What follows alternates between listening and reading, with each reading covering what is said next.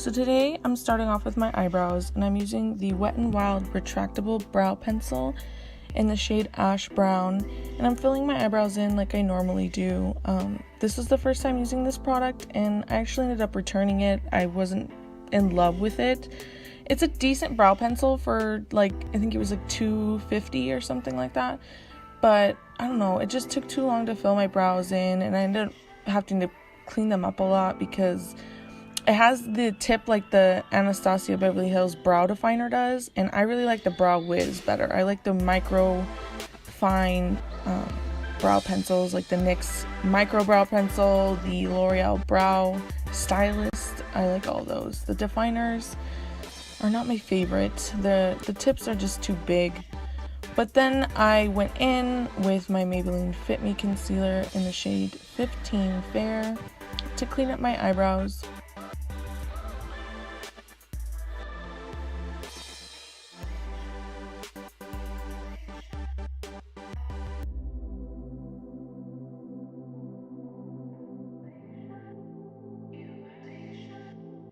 Here I'm just making a line across the bridge in between my brows with the concealer to make sure that my brows line up in the front, that one's not sitting higher than the other one. Then I go in and just kind of clean up the front of them, give them the shape that I like, and then I'll just go in and pat out the harsh lines that creates, because I don't like it to look super harsh. Then I'm going in with the Wet n Wild Dewy face primer. This is a new product, and I've tried it out quite a few times, and I really do like it. It's really nice for luminizing, but it doesn't really help the foundation stay any longer than not using primer. But I do recommend it, especially if you're someone with dry skin or someone who doesn't struggle with needing your makeup to last a long time.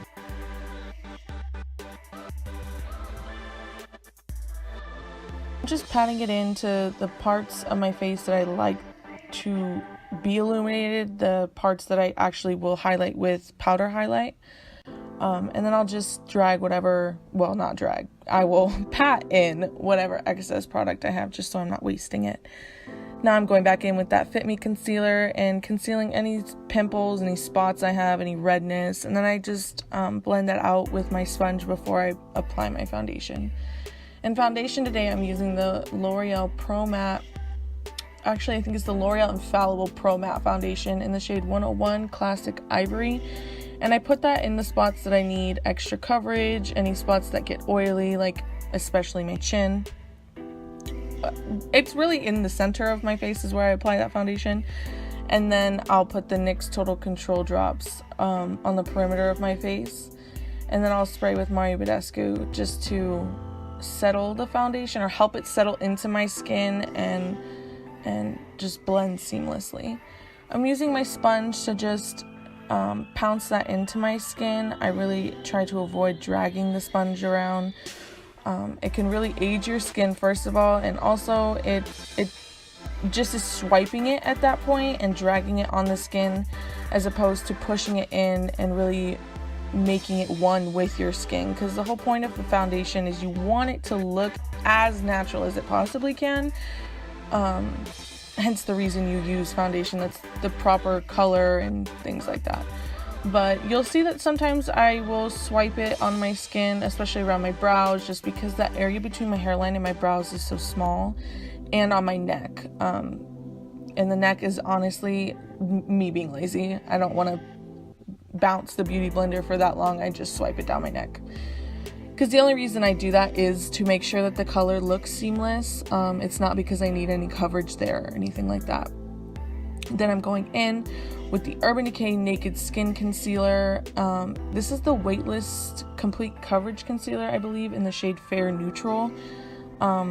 And then I'm going in with the Maybelline Fit Me, and I'm mixing that underneath my eyes just to balance out how white this concealer is, or how light I should say. I also use the Fit Me on my eyelids as an eyebrow, or not an eyebrow, an eyeshadow primer. My battery died right after this clip right here, and so I did set my face with the Maybelline Fit Me loose powder underneath my eyes in the shade 05, and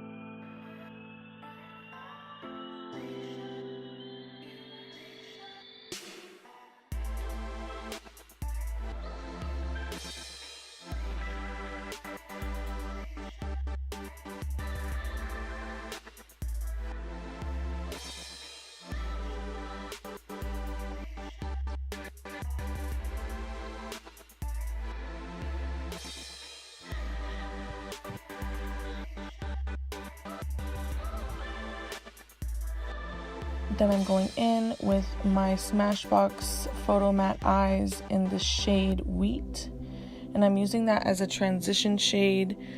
I really like this palette a lot. I feel like it's the perfect neutral palette, and the formula is great.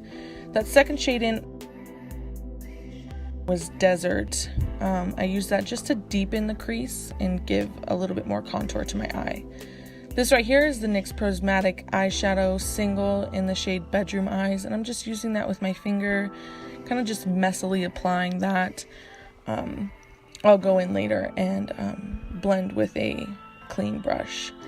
Then over top of that prismatic eyeshadow, I use the Absolute New York Eye Artiste Shadow in VIP, which is a beautiful gold shade. This eyeshadow is super, super soft. I love it a lot. Then I went in with the shade Earthy from that Smashbox eyeshadow palette just to really define the outer corner of my eye and my crease. And then I just went through the eye look with a clean brush and blended that out.